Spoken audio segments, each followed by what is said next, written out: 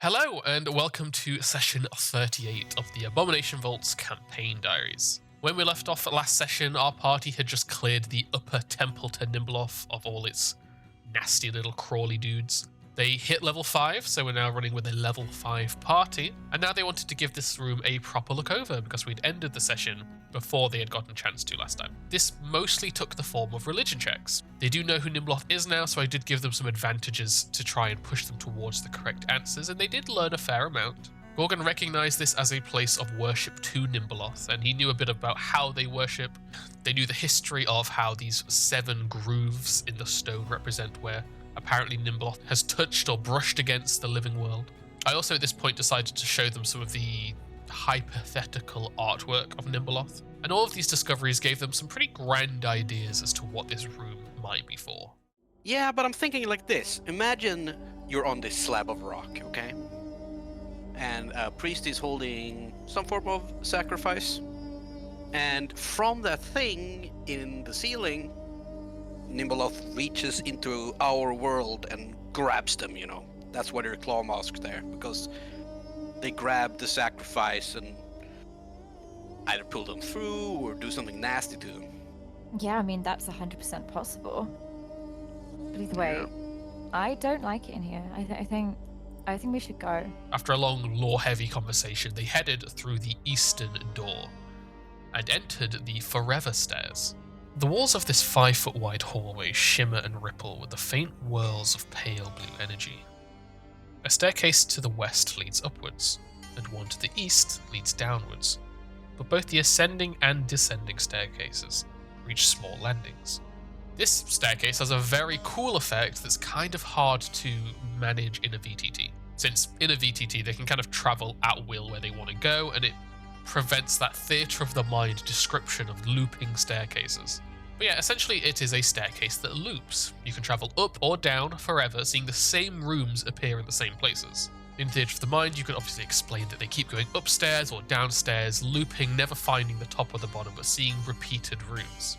However, on a VTT where they can control themselves, the party could easily walk to the first door, go through it, and then never realize that there's anything strange happening with this staircase. So what I did just to sort of solidify the weirdness of this room is I blocked off all the exits for a while, had them just walk in circles, and then started to slowly reveal them.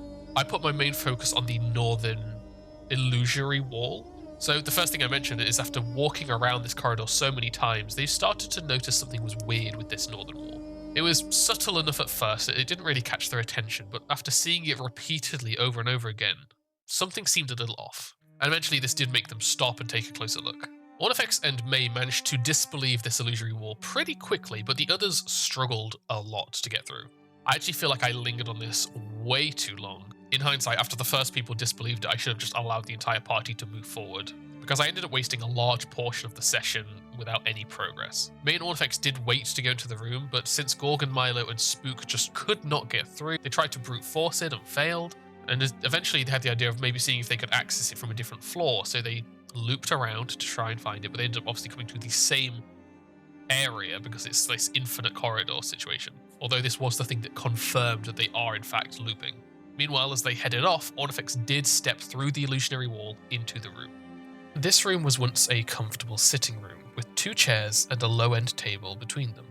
Almost immediately, a vision played through ghostly images and of conversation. This was Volok when he was in his drow form, not yet maggoted up, not yet made of worms. Belcora was speaking quite animatedly about something, and Volok was paying very close attention. At this point, Ornifex thought it was probably best to wait before progressing. Eventually, after a lot of repeated attempts, and finally someone outright shoving Gorgon through the wall against his will, they all made into the room. As I said, this is kind of bad GMing on my part. It didn't add anything to the story. My group sometimes enjoys the process of failing rolls and then finally succeeding.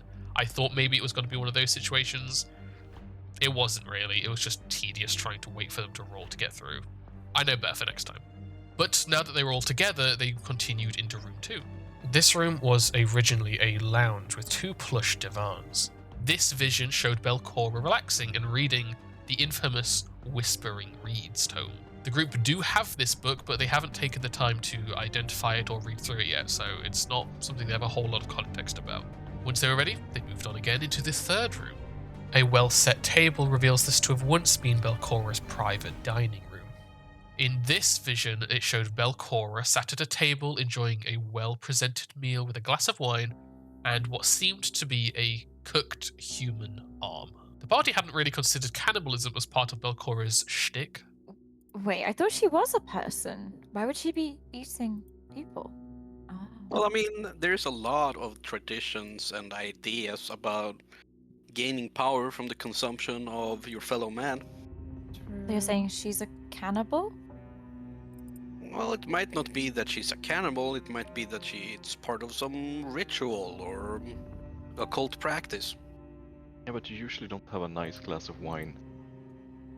Why not?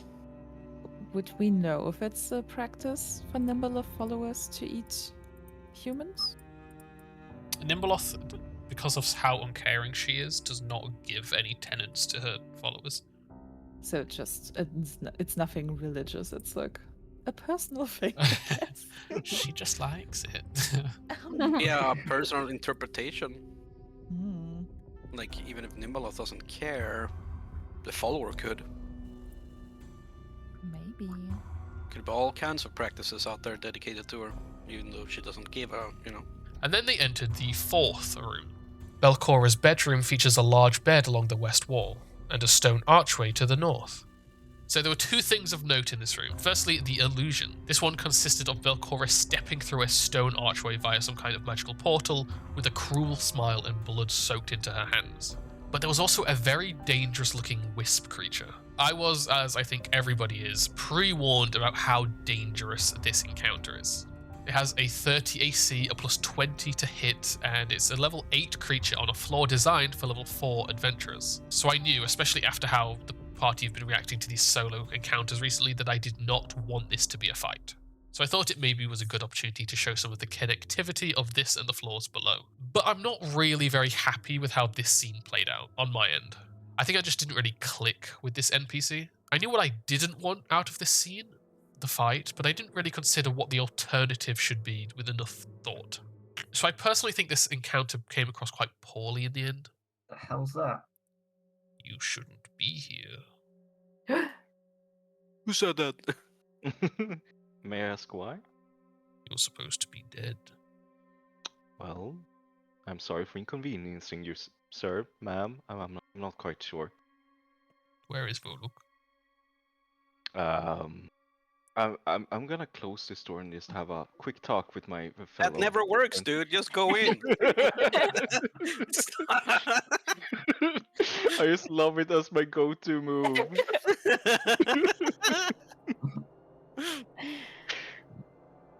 Volok's gone, by the way. It turns its eyes towards you, Milo. That appears untrue. Really? Ah, so he survived. How do you know? I know most of what happens on this floor and below. So he escaped further down. How come then? What are you? I'm here as the guardian of the upper shrine. Which shrine is that? Is that the big thing outside? That would be the one. Yeah, we did trash a bunch of wisps in there. But we didn't touch the actual altar. What's beyond that door? It just stares at you. So what kind of thing would being the guardian of this shrine include, Management. Do you have any instructions for scenarios like this? You are supposed to be dead. By what hand? Voluk was instructed to kill you. Oh, Just want to point out this has 7 claws on each tentacle. yeah. Mhm. And if I remember correctly, will-o-wisps are a sign of Nimble because they are her eyes in the world. And this thing has many eyes. Yeah.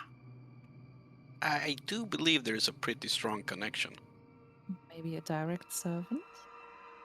Or a conduit. Although that we'd probably be dead. Well, it seems like we're at a little bit of an impasse. How do you think? What do you think? How should we resolve this? Do you have any intention of hunting us down and killing us? Your death was not my orders, but I will stop you from going further. If you leave, you can await your death at the hands of those instructed to do so. All right. So, no problems with you if we just walk out of here.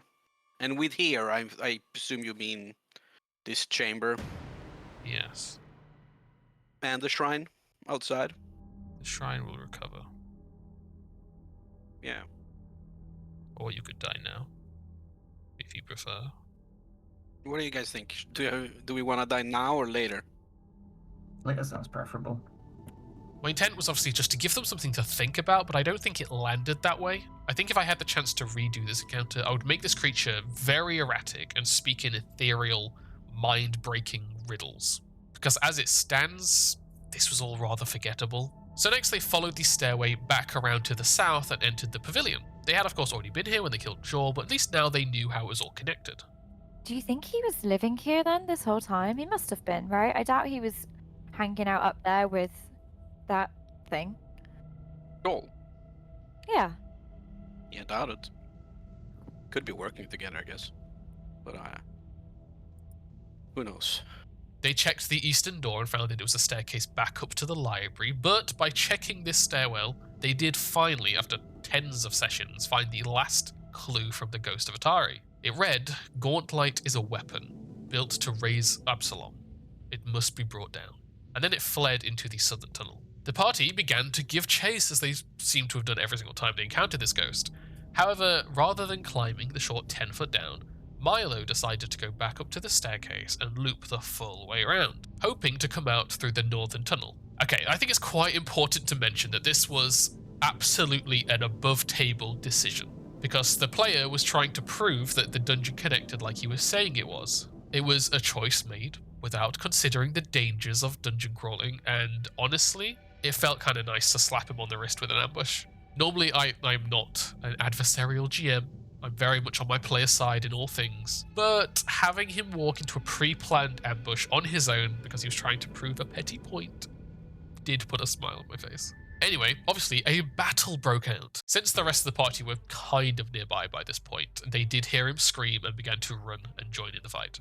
Milo had been attacked by 2 Cairn Wights. The party were close, but they did need a couple of rounds to get there, so for now, Milo was on his own, facing 2 pretty nasty foes. The Wights began to chant this haunting melody, and it did strike fear into both Milo, but also to Ornifex, who had gotten close enough to be within range. And then Milo was immediately surrounded. He tried to exploit vulnerability, but he failed to glean any weaknesses. He did manage to cut into one, but he saw that the creature was still pretty healthy after his attack, so he got a little bit nervous and he focused on defense, raising his shield. These enemies weren't as mindless as Milo had been expecting though, and one of them swiftly tripped Milo. This is a strategy that so far Undead haven't really been using, so it took them a little off guard. Finally, Ornifex arrived and opened fire with offensive cantrips. The Undead were still focused on Milo though, and since he was prone, it wasn't too hard for one of them to crit him, and in doing so they gained temporary hit points and left him with the drained condition. The Wights ripped into Milo with sword and claw, and Milo was too scared to stand up without knowing if these guys had a reactive strike. So he spent actions recalling knowledge and finding out that no, they do not have a reactive strike. It's only then that he pulled himself to his feet and drank a potion. His allies started to arrive, but Milo was still in a very bad position. As if to kind of prove a point, one of the Wights immediately struck him down, leaving him dying and drained too. Now that Milo was dying, both the Wights turned their attention to Ornifex. Luckily, Spook showed up just in time to bloody one of the Wights. His damage, for now, is definitely earning him his place in the party. He was immediately followed up by May, who, as if trying to prove that she is still the best DPS in the party, critically flurried the Wight, leaving it burnt and dead. That left just one of the undead. Ornifex cast Heal on Milo, healing him so much that it actually filled out his now drained hit point maximum. Meanwhile, Gorgon was cutting through the last Wight and Spook and May joined him. The trio quickly smashed through its health as it flailed desperately against them. And after grabbing his things, Milo rushed over and finally cut down the last Wight, although it did get a final revenge strike against him. Despite being poorly triggered, this was a very fun fight. interesting but manageable enemies. Our heroes' abilities worked and they landed some crits, but it was still a challenge. Despite this coming about because of out-of-party shenanigans, the party still needed to acknowledge what had happened in-game. Milo, what possessed you to run off like that by yourself? I thought we had cleared everything out. I'm scared of these other ones. There could be more. We haven't been down all the way, right? No, we haven't. We apparently previously hadn't walked past any of these either. Maybe we can walk through it. Was that before? Yeah, we did open that up, but we didn't go anywhere. We just went back. Oh shit. But here's the path that I was thinking about. But with that long distraction out of the way, the party tried to pick up their pursuit of Otari. They rushed into the water at the south edge of that large stone chamber and very quickly saw a stone island with the remains of Otari on top. A low rocky isle rises less than a foot above the surrounding water here, its surface covered with a fine layer of green mushrooms and mould. A human skeleton dressed in rotten leather armor and clutching a rapier lies in a heap at the center of the isle. But that wasn't all. In a swirl of wispy green energy, the ghost of Otari formed atop the island. Hello? Sorry to disturb you. Hello? Have you found your way? Found our way where? To you? Did you follow the messages? You mean that light and the writing on the wall? Yes, that's the one. Oh, was that you? Yeah. I'm Otari. But before you can say anything else, you see he looks up, almost scared, and begins to panic. No, they're coming again. And throughout the room, various wisps begin cackling and laughing. And we shall roll initiative. Atari's ghost had been tormented for years by various wisps feeding off his fear and misery. These enemies were flicker wisps and a willow wisp. These are monsters that our party fought before and they knew how to handle. Still, that insane AC on the willow wisp did mean that this was going to be another drawn out battle, with lots of missed attacks. Otari could not directly help in this fight, but he did call out to the group that if somebody was willing to let him use their body, he would help however he could. I can't do anything. Not without a body. If any of you want to volunteer, then I can help, but otherwise I'm quite defenseless. And it'll skip his turn. Oh. I want to use my body for this guy. He's a legendary warrior. Like, it's gonna be way better. As the rest of the party engaged, Milo hurried over to Otari and let him possess him. This, while helpful to this specific battle, is definitely something that he would come to regret. But we'll get to that. At first, I did use the strike, invisibility, move away strategy for the Will-O-Wisp again, but again, I eventually got bored and moved on to just attacking quite relentlessly with it. Mostly so our party could see it and attack it instead of spending their actions seeking. The Flick Wisps, on the other hand, were very easily overcome, as May restrained one of them and beat it unconscious, and the other just didn't last long at all. It took several tedious rounds of seeking and attacking the Will-O-Wisp, hoping to hit, and eventually they did bring down the annoying Will-O-Wisp. And I think what makes it even more tedious is the fact that nobody was ever even at risk of dying in this fight. It took a long time, and there wasn't really a threat happening towards the party. After things had calmed down, the group had a chance to speak to Otari. Thank you, they've been harassing me for years. They like to laugh at my fear, and I think it feeds them. I mean, that's what they've been doing up above. How long have you been down here for? I'm assuming that's you. I'll point to the skeleton. Yeah, that's me. It's been, well, I don't know the accuracy, but hundreds of years. I think you've been here for like 500 years. That sounds about right. According to the histories, at least. If you died here when you were confronting Balcora. Well, not quite actually. I managed to survive a few days when I fell through. Look, but I need to tell you things to help you progress. When we originally came, the Rose Guard and I, Belcor harbored a grudge against Absalom and intended to use this sinister lighthouse, the Gauntlet, as a weapon against the city. The Rose Guard, that's us, never discovered its actual use other than it had something to do with transporting creatures across significant distances, and it could animate the dead with its light. But we didn't know there was all this beneath it. And I only learned after trying to survive for a few days and not succeeding. Some of the properties that I've learned is the increased manifestation of ghosts, spectral undead, and haunts within this domain. Initially, I thought this was a side effect of the Gauntlet being a tower that projects them, but I think it actually links to something much more ancient and ominous deep below this level. Belcora herself is, as you've probably assumed if you're down here yourselves, she's back as a ghost. Although she can't move far from the site which she's anchored currently. So the Gauntlet was probably built here, not just for like a strategic reason, but there was some pre-existing thing here that it wanted to use. I think so. I can sense her somewhere deep underground. And I'm afraid that range of movement is slowly expanding. Eventually she will be able to reach these top floors. I think she intends to reactivate the Gauntlet and get on with the plan that she originally had. Yeah, she's already started. So that's why you're here. Yeah. The Gauntlet is glowing again, and it's been used once to resurrect the dead in the village graveyard. So it's working again. Look, you've got to stop her before she does anything. I don't know how you would do that, but there's got to be clues deeper down. You're not going to be able to get there easily. Have you seen the barrier across the big walkway?